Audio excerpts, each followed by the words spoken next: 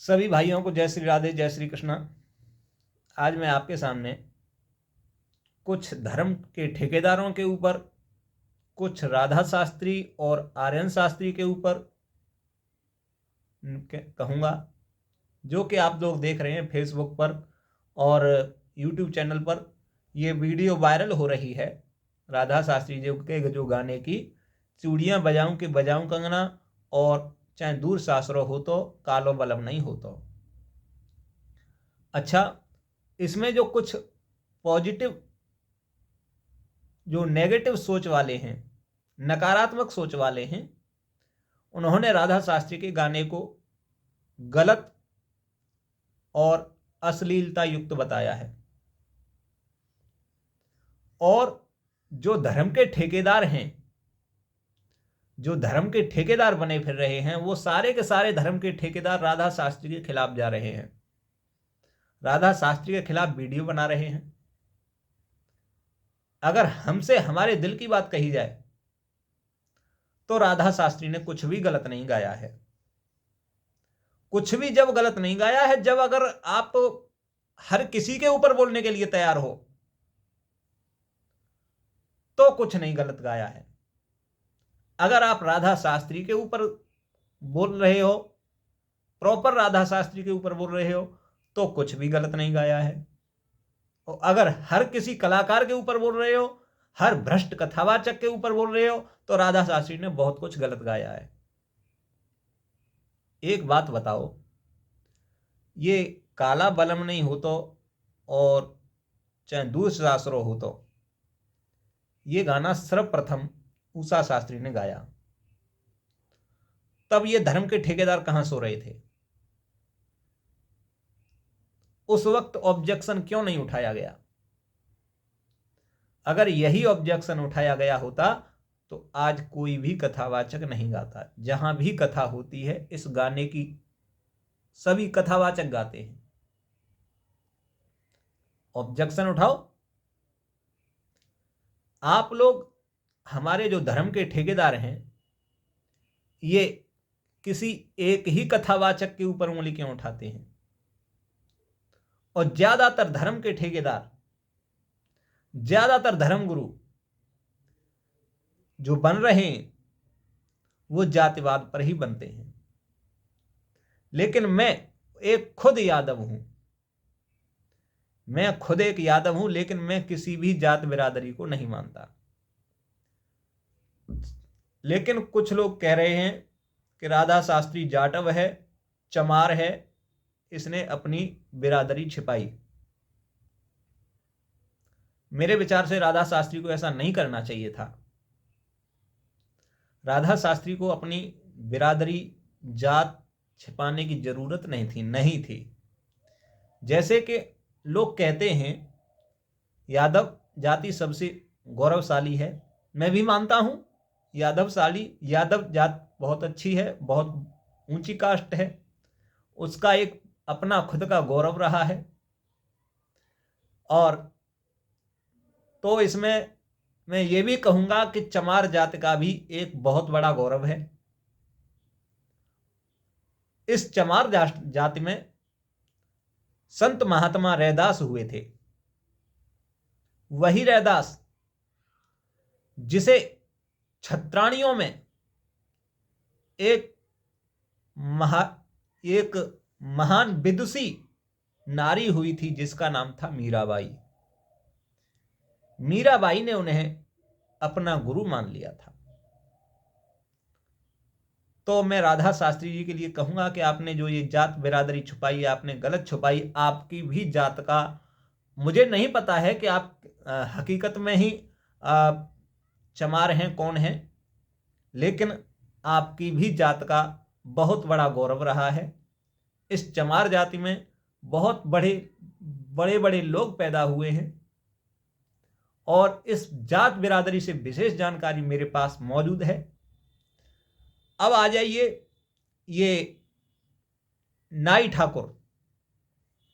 नाई ठाकुर को भी लोग बहुत नीची दृष्टि से देखते हैं, तो इस बारे में भी मैं आपको बता दूं।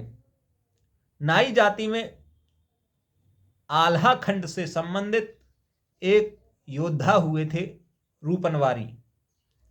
ये नाई कास्ट से थे और इन्होंने जैतापुर की लड़ाई में 1562 चौहान वंशी क्षत्रियों का कत्ल किया था अकेले ने।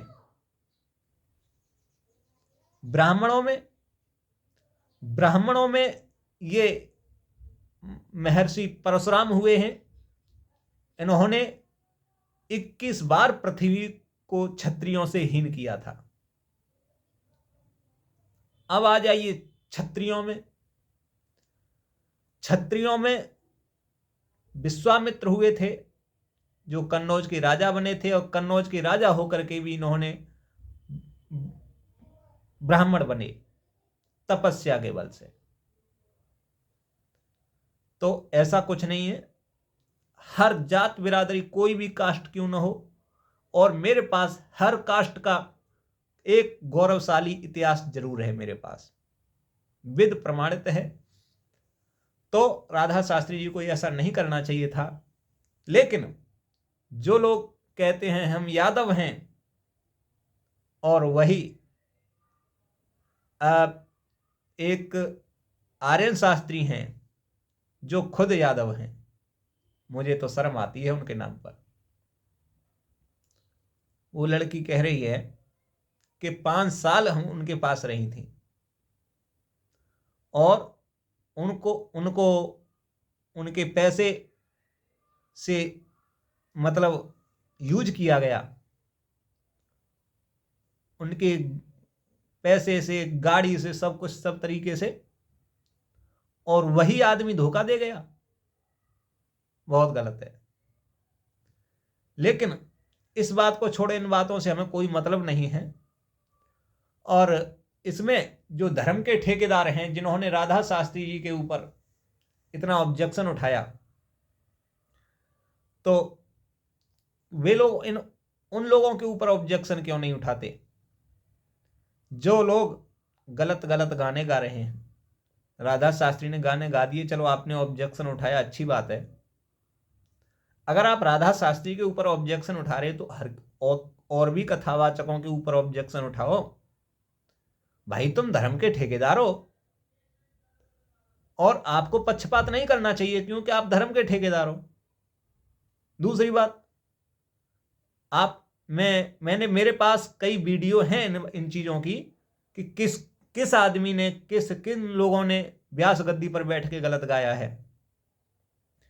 एक व्यक्ति व्यास गद्दी पर बैठ करके आशिकी की गजलें सुना रहा है, यह कहां शोभा देता है।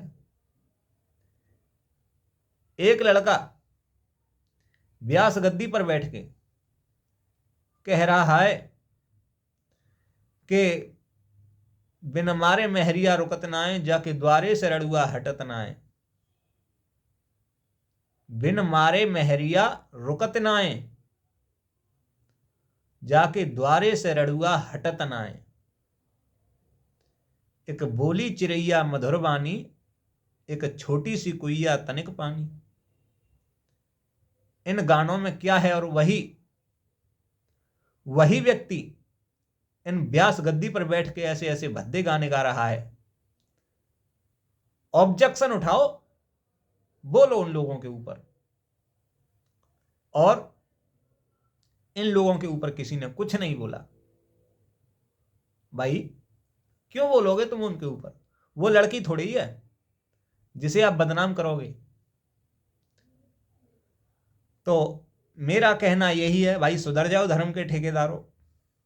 अगर आपको धर्म का पक्ष ही रखना है तो धर्म से रखो, अन्याय अधर्म पूर्वक मत रखो। एक लड़की ऐसी होती है जिसकी इज्जत उछालनी नहीं चाहिए, जिसे पर्दे में रखना चाहिए। तो कुछ गलतियां लड़कियों की भी होती हैं, इसमें राधा शास्त्री की भी गलती है। चलो, उनकी गलती है, लेकिन आप उस पर पर्दा डाल देते, लेकिन आप तो उसे उछाल रहे हो। गलत बात है। ये बहनों की इज्जत पर उछालना नहीं चाहिए, बल्कि उसे ढकना चाहिए, उनकी गलतियों पर पर्दा डालना चाहिए। लेकिन आपने उनको उछाल दिया। आपकी हिम्मत है कि मतलब उनके ऊपर वो बोलें?